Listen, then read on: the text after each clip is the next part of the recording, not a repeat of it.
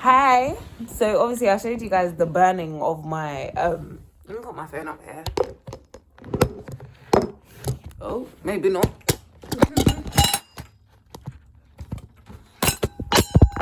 Fantastic.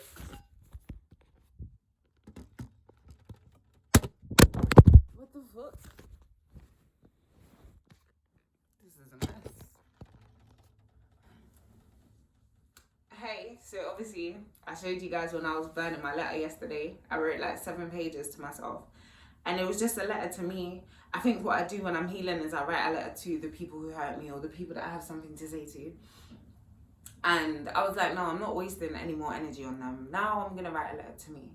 And the letter was like 7 pages long, and it was just about low self-esteem, where it came from, how it manifested in my life. Like, I can see how my decisions were made out of low self-esteem and how that kept me in spaces that did not serve me and put beliefs in my head that were not true about who I am and who I can be.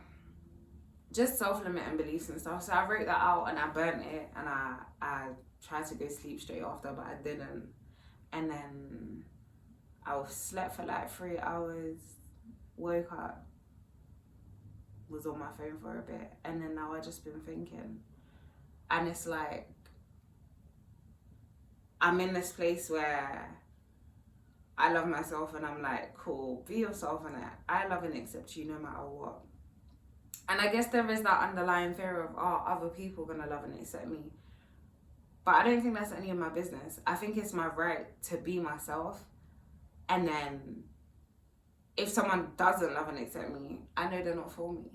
And by being myself, I'm only gonna come into alignment with people who are for me, because I'm being myself. And that is so reassuring for me, especially because I'm just coming out of a season of separation. And like, I've just been away from everyone. I've been by myself and reflecting on so many things and finding out what's my truth. And one, I'm not afraid to communicate my truth in any aspect. So I'm not afraid to show up as myself anywhere. And I don't have to be. I used to feel like I didn't belong anywhere, but I belong everywhere. How can I not belong somewhere? If I'm in a room and I feel uncomfortable, then it's not that I don't belong. It's that there's feelings of uncomfort. That might be a good thing or a bad thing. It might be the people that I'm around don't have good intentions. It might be that I'm just experiencing fear because this is something new for me. So I have to assess it within that situation. But I should never feel like I don't belong. This is earth. This is actually just earth. What are you talking about? Land belongs to no man. Nothing belongs to man. Even the things that you possess, even your house, your money, your cars, your clothes, your anything, nothing is to keep, because it's all temporary. Even we are temporary. We're only here in this human experience for a certain amount of time. A spiritual being having a human experience. Like, I took myself so serious for so long, and I was like, no, I have to be this way. And when I broke down, why do I think that? It's because I from a young age, experienced something that made me have low self-esteem from the age of like 4. And even before that, like experiencing neglect, not having that protection there from people who are supposed to protect me and stuff. So that made me experience things from a young age and also give me low self-esteem, right? And then I don't even remember what I was just saying. Snap. I was talking about not belonging anywhere, not keeping anything, temporary, human experience, growing with low self-esteem. Oh, I was trying to explain that, like, I liked being called the good girl. So I was an overachiever in secondary school. I was really smart. In year 4, I won the junior maths challenge. I won a laptop. I was bare gas. Like, I used to do really well in school. In year 4, I done maths with the year 5s. In year 5, I done maths with the year 6s. And I was always like ahead. And I was really, really smart. When I was in secondary school, I done really well in my GCSEs. But to me, that wasn't even my best, because by that time I stopped caring based on like the reward system that I'd grown up on. But by the time I got to sixth form, I went to Brampton sixth form. So for those of you who know, it's an elitist school, I'd say that. And like I was applying to go to Cambridge, I wanted to do land economy and all of these things. And I told my family, and they flashed me as like this trophy child. And all while this was happening, none of them really knew me. They didn't understand what I'd been through growing up. No one took the time to ask me or nothing. Maybe that's why I was like passed off as the demon child, or the girl that's just so bad, even though I wasn't bad. Like, I'm at home being told I'm the worst kid ever. And then I'm going to school and I'm getting bullied for being such a good girl. It's just such a weird dynamic, and for so long it made me feel like, what am I doing wrong? To the point where, even in my young adult life, I'm 24 now, and it's only now where I'm like, I haven't been doing anything wrong. Even in like situations that's happened to me or whatever, I'm not gonna say that I'm completely faultless. No, I can take accountability and say, I wasn't raised in a way where I could speak up and I could say this is what I want and what I need. I was raised in a way where it's like, I was made to feel like a burden. I was told to take what I'm given and that's it. Don't ask for more. Be grateful for what I'm giving you. Like, I was raised in a very systematic, you have to say goodnight, love you before you go to bed. Even if you just beat me. Even if you said the most horrible thing to me. Even if I'm so angry at you. Nah, but I have to say love you. You just beat me with a belt for the reason I don't even understand why. Because when I went back and had conversations about, oh, you know when I was younger, you beat me for this. Nah, that's not why I beat you. So why did you beat me? Because now you just beat me. You didn't tell me what I did wrong. And I've grown up thinking I'm doing everything wrong when clearly I'm doing something right. Because people are looking at me like, oh my God, Ebony, you're amazing. I'm thinking, what are you talking about? I think I'm the worst person on the planet. And I'm not. Even when I care too much about other people, I'm beating myself up about that. Like, I'm always beating myself up. And I'm thinking, why? And now I understand. I'm getting so passionate. And now I understand where that stems from and the different ways in which that has manifested in my life. And just, even when I was like free in the past, I was like, nah, I'm doing something wrong. I shouldn't be enjoying myself. Recently, like since I turned 24, I said, you know what, forget it. I'm doing what I want to do for me and what makes me happy. And when I'm feeling happy, and I'm like, rah, that felt good. Should I be feeling good? And I'm feeling guilty. And I've just had to cut out bare people from my life and whatever. And I'm feeling guilty, like, nah, you should be mourning that loss or whatever. Or I shouldn't be happy without them because that's how they made me feel. They made me feel like without them, I'm nothing. And with them, I'm nothing too. That's literally what it was. So I'd rather be nothing without you and be happier and be surrounded by love, real love, where I can just be myself and I don't have to be afraid. I don't have to be scared. Even with my singing, I got stage fright in like year 8? I'm in year 10 when I was like 15. But I'd been performing every year from primary school. I'd been a performer. That's just who I've been. I always did it for my mum. I remember one time I was singing and dancing at home and my mum's friend came like to do something. And he was like, what's she rehearsing for? And I was like, nothing. This is just what I do. Like, I just perform at home. But I didn't even know that I was rehearsing for something. I didn't know that God was going to let me do music and explore my talents as a singer and a rapper and a poet and a creative. I didn't know any of that. I was just being me. And that's where I am now. I'm just like, do you know what? Forget it. I'm just being me. If you think that there's something wrong with me being me, then that's fine. Keep your opinion. You're entitled to that, whatever. But I don't have to listen to that. Who are you? Who are you? I know who I am. That's it. I can never know who you are fully because I'm not inside your experience. I haven't lived with you for how many years you've been on this earth. I've only lived with me.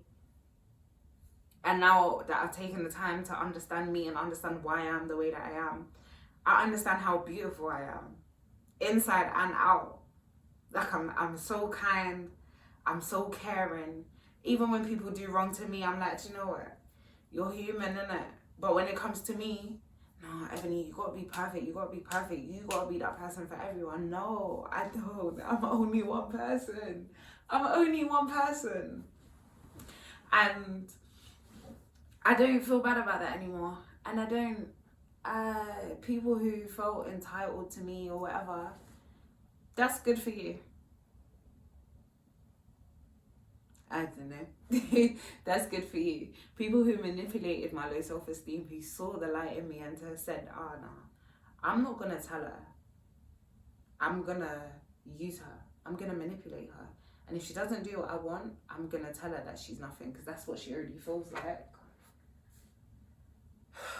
I wanted to swear and say F you, but I'm not even gonna do that, because that doesn't, it feels good, I'll be honest, like in private, but it's never I don't hate you. Sometimes I just have to say F you so that I can stop reflecting on the situation, making myself feel bad. But what I do want to say is a different F. I want to say I forgive you, and I've forgiven myself. I'm sorry if you've been in situations with me, whether that's a friendship, a relationship, a business thing, whatever, and I wasn't vocal, because I wasn't vocal about what was wrong. I'd just keep everything inside and be like, yeah, okay, I'd observe, then move, and never say anything. But now I understand that for the relationships I'm actually trying to keep and nurture and grow, I have to be able to communicate if something's not okay. The other day I was in my friend's car, yeah, this guy drives like a maniac, and I haven't been in this car for like 2 years. So I was like, damn, like I actually forgot, like I learned my lesson, I put my seatbelt on gently. And he was like, oh, what? He'll remember for next time, like, not to drive like that. And I was like, no, it's calm. Then I was like in my head, Ebony, it's not calm. So I said, actually, it's not calm. And that to me is a big step, because I'm just used to saying it's calm, whatever, and I will deal with whatever comes. That's my attitude. But then now I'm like, I get to choose my battles. I don't have to deal with that. I could. There's people from my past where the relationship is finished. You've never loved me for who I am as a person. You've lived with me and you've never seen me. Or you've seen me and you've decided not to see me. For whatever reason, like the relationship that I wanted to build with you is not possible because that's not how you feel about me. That's fine. And before I was like, okay, cool, this is just a big challenge. It's just a bit more challenging to build this relationship. And now I'm like, no wonder why you're so drained. No wonder why you get so tired. No wonder, because you're overextending yourself for people who won't even appreciate it.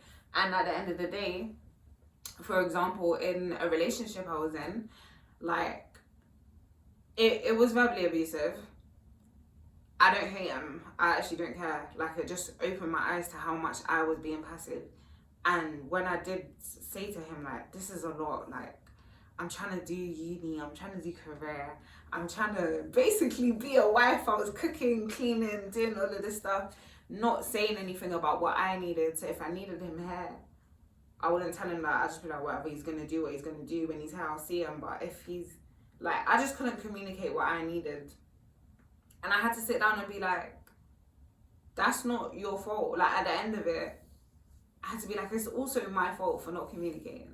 So for months, for like 7-8 months, everything that I felt was going wrong, or reasons why I felt like I needed to leave, 6 months ago, I wrote in my journal and I prayed about it and I left it as that, which is fine because I'm still expressing it, which is probably why I stayed so long, because it's like, okay, cool, I know that God's with me. I always knew that God was with me by that point.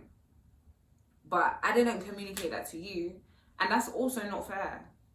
So when I did communicate these things, he was like, you don't have to cook, you know, like, it's actually all right. And I was like, I swear. But then if I didn't cook, I'd feel guilty. And there were some days where he would make me feel guilty as well, but it wasn't all him. I can't blame it all on everyone else. I can't blame it on the people that I had to cut off. And that's my thing as well. I said this on my channel before, like, communication. I wasn't good with confrontation, and now I am. I'm not afraid of confrontation anymore because I know that I'm speaking and living in my truth. And I guess there was some kind of fear around going back to people that I've cut off and being like, oh, by the way, this is why. But I realized I don't have to do that. If it comes up for me, then yeah, I'm going to address it. But I'm not going looking for ways to ruin my peace, because I know that you're not even going to react in the way that I want, because you're not healing. I am. And that's just been amazing for me. Like, I really appreciate that. And yeah, self-esteem is how I feel about myself is so important. All the time I've been doing all these amazing things, and I've been showing up for myself, and I've been being consistent. I'm still beating myself up because I didn't feel worth it. If I wasn't seeing the results that I wanted to see, I'm saying it's because of me. I'm lacking in an area because I didn't believe in myself. Everyone else believed in me, which is why they wanted me to work on their projects, and they wanted me to do this, and they wanted me to do that. And they moved a certain way. They started treating me like I was this very important person when I still saw myself as nothing. The other day I was on the phone to my mum. I don't remember what I was talking about, yeah. But I must have been joking with her. I was like, I don't elevate, so I'm no longer that good girl. And she was like, yeah, I know. And I was like, what do you mean, you know? She's like, you're my daughter. You think I didn't see your growth and elevation in front of my eyes? And I was like, wait, so I'm not that just like hood girl anymore. Like, don't get it twisted. The hood is in me, and I don't even want to get rid of it because I need that. That was the side of me that was passive, that I didn't let speak up because it was beaten out of me. I was told not to be that way. I was told that I was just a bad child. When I actually had anger for a reason, and it just needed to be expressed. And I'm learning to express that to myself. I told you, I'm going to therapy. Anyway, like, my mum saw this change in me before. Well, she verbalized that she's seen the change in me, and that's what made me deep. I've been doing this healing since like the end of January, well, for years. But seriously, from the 7-day water fast at the end of January, and the last 2 months, I've changed so much.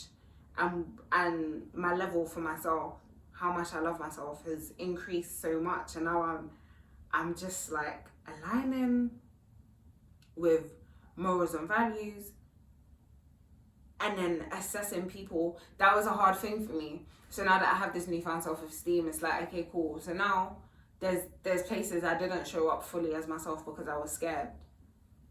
One, I don't have to be in all spaces. And two, I'm not afraid to show up. I said this already, I'm not afraid to show up as myself, because who's supposed to accept me will accept me. What's for me will never miss me. Who's for me will never miss me. And I can look back at relationships and friendships now and say which ones were true for me in terms of what I need and which ones were not. And that's a beautiful thing.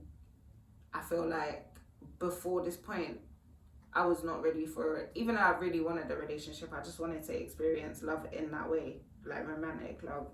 But I was not ready because I did have low self-esteem, and therefore I was unable to put myself first, and that's how I lose myself in a relationship. That's how you lose yourself in a relationship, when you don't know who you are and your whole life becomes about this other person. And that's who I was. But even though I was doing other stuff, my life was still about this person. And I don't feel guilty for that. Like, don't get it twisted, I'm a lover girl. Do not get it twisted, I'm a lover girl. But I know I've got to love myself first, and I've got to stay in tune with my practices. Simple example, like things that, my non-negotiables, for example, I'm not even going to say my sleep, I'm going to say my routine. And just simple things like not being able to listen to the music that I wanted to listen to. So because he didn't like I'm talking about this past relationship. We're cool now, by the way. Like, if I see him, I'm going to say hi. I'm even going to give him a hug. But like, if I wanted to listen to something, he'd be like, "No, your music's dead." And then for months, I just didn't listen to my own music, to the point where even after we broke off and I moved into my flat and I'm telling Alexa to play my favourite songs, or I'm going on YouTube and shuffling my mix, it's not my songs. I don't know these songs. Like, I didn't even know the music that was playing, bro. I said, what? Wow, is this how much, like, I let someone come in and take over my space? And it was definitely rushing into it as well. Like, I can say that I've lived with someone, and that's why it's so hard to be angry at him, because I shared space with you every day. I came home to you, or you came home to me, and that's a different type of connection and tie. And even though that wasn't my soulmate or my forever partner or whatever, I appreciate that time that I had with him, and he taught me, one, to speak up for myself.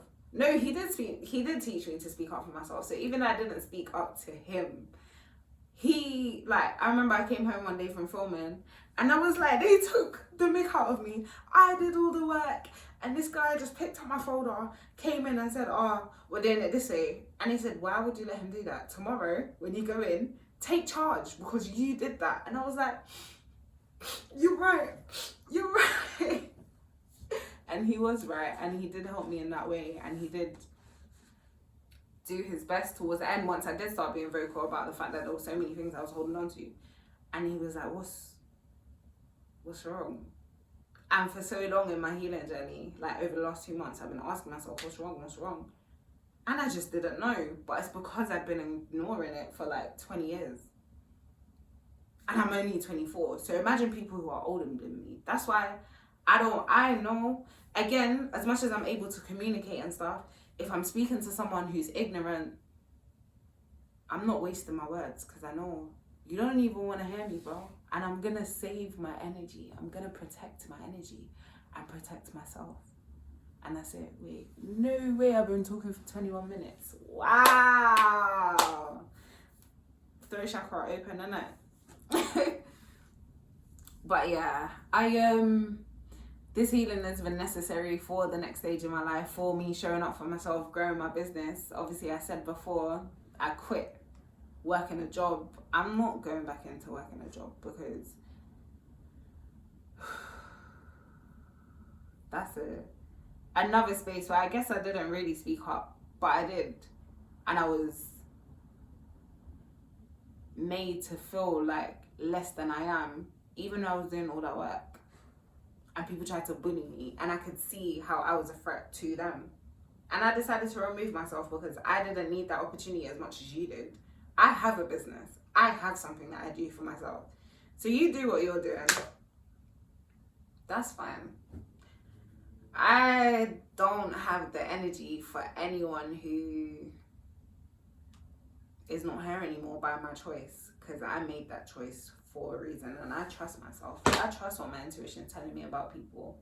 There's people now that I know they love me and I love them, but there's something going on in the world right now, like this group awakening in consciousness. And for the people who are not awakening and who are stuck in repeated cycles, they're gonna look at me, who's breaking cycles, and you can see it because it's on social media, and think that I'm your savior, or like I owe you something. I don't owe you anything. I'm grateful for you, and I love you, and I appreciate how much you've been there for me, and I appreciate how you let me be there for you. But I can't hold the responsibility. I can't take on your responsibilities and mine. I've got my own weight on my shoulders. I'm so used to taking on everyone's weight. Be like, no, it's calm. I'm always, because I'm so solution based, if you come to me with your problem, I'm gonna try and give you a solution. Whether it's something that you need to do, or whether it's something that I need to do. And if I can't give you a solution, I feel stuck. And people see that in me, and they, whether they're doing it intentionally or not, they abuse that. And I'm tired. I'm tired. It drains me, and I don't want to be drained right now. I'm 24 years old. I said this, I took myself too seriously. Like, literally living like a 40-year-old woman. Literally. I'm not saying like that's what a 40-year-old woman is like, but I mean, this time last year, I was volunteering, I was doing my degree, I was in a relationship, but like proper catering, like being a housewife basically, and that's never been in my nature. Well, it has in terms of like the caring, like the cooking and the cleaning and the, I love it, but in terms of I have to do it. And again, that's not because of him, that's because of me. I made myself feel like I have to work for people's love. I have to prove that I deserve to be loved. I was just trying to prove myself to people who not only saw, like some of them, I'm not even going to say no one saw me. I feel like they saw me. And if someone comes offering you everything on a silver plate, why would you say no? Like, I don't even expect you. You're not gonna, no one is that good-hearted.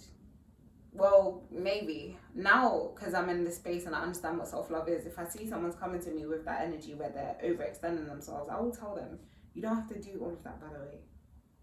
And my family do that for me as well, especially like my cousins, and my younger uncle, my twin. They do that a lot, where it's like, Ebony, it's calm. Ebony, if you need help, ask for help. Like, Ebony, they came to see me in my flat, and I was down bad. Like, I was just depressed, broke, not in a good place at all. And I kind of told them, like, guys, by the way, when you come, you're not coming to, like, the glitz and the glam and the fun and we had fun, don't get twisted, we laughed. But I also cried a lot. And all they did was listen and be there and be like, it's okay. And my twin, he kept saying, Ebony, stop feeling like a burden. And I was like, I'm not feeling like that. And then yesterday when I was writing my letter, I was like, damn, this relationship, I'm just going to be open. This relationship with my dad that I've had, he's always made me feel like a burden. Always. Like, just being guilted for stuff as a kid. Oh, I have to feed you. I have to buy you clothes. So now, the bare minimum that you're supposed to do for me, I'm like, okay, cool. No one needs to do anything for me. And that was my toxic thing. I couldn't ask for help and I didn't want anyone to do anything for me because I was made to feel like a burden. And now I'm like, I'm not a burden. I'm even far from that because I'm actually amazing. I'm so kind. I'm so loving.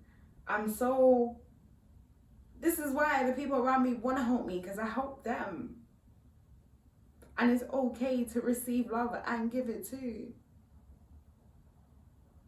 And I deserve that. Not even that it's okay. I deserve to receive love and give it to you. I deserve to love and be loved.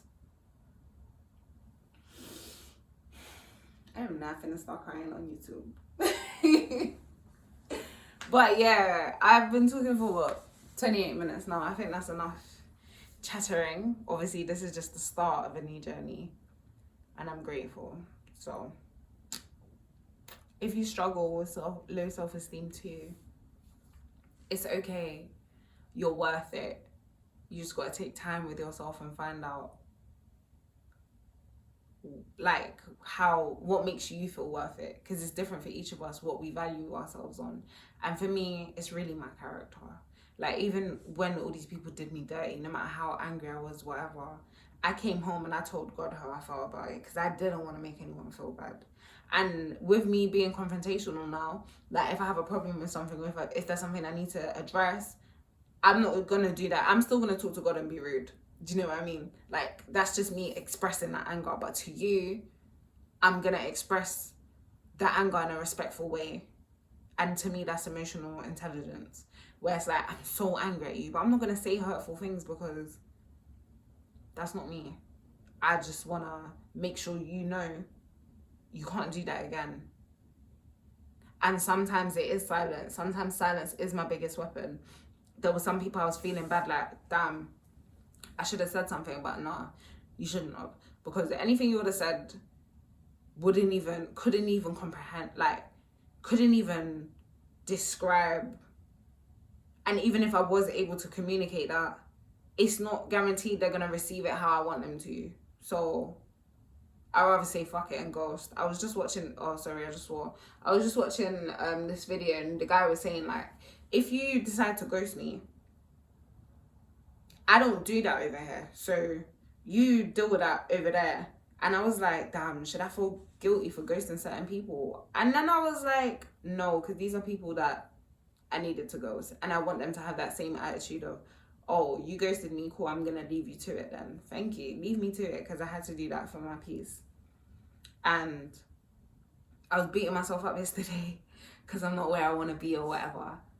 And then, like, again, internalizing that, and that's how I ended up writing the letter about self-esteem. Then I realized, like, if there's anything I could be grateful for right now, it's peace. I've never had this level of peace before inside, where I don't care what's going on. Like, there's a flyer right now, and I'm just watching it fly because you're not disturbing me and I'm not disturbing you. Even if you come near me, I know you're not gonna go, like, when I was in the cemetery meditating yesterday, long story, this flyer flew, like, right across my face, and I was like, oh, okay. I'm so unfazed and I'm so unbothered, and I don't want anyone to ever have the power to bring me out of balance, ever. That's it. So yeah, this is where I am now. This is the new phase of my life. This is 24, where I said I'm gonna be selfish. I haven't been selfish for 24 years. My 24th year, I have to be selfish and be able to put me first, and that's because I need to refill my cup right now. I'm still kind of low on energy. Well, yesterday I went for a walk, was in the cemetery doing my journaling and my whatever I was doing. Came home, could not be bothered to cook. So I had Weetabix, knocked out. I just slept, like, I just been tired, and it's draining. Going over situations again and again and again, trying to understand what I did and what the other person did, how they made me feel, what I don't want from future friendships and relationships, what I don't want in business partnerships or whatever, or to do with my career, or to do with this, or to do with family, or, like, it's just been a real season of reflection. And now I feel like I'm able to close that book and start the new one, knowing what I'm carrying forward.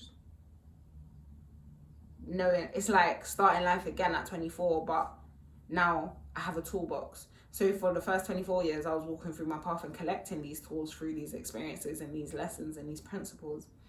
And now I have this toolbox. It's like, okay, been here before, I can fix that quickly. Been here before, bump in the road, I know how to get over that. And that's beautiful. So yeah, I hope that you enjoyed this video. I hope that it resonated with you. Please like, comment, share, subscribe. Please engage with me. Let's have a conversation. I want to have more conversations like this because, again, I don't grow up around people who are healing. I grew up around people who still need healing now. And these healing conversations are all what my business is about. And yeah, thank you. My business and my life.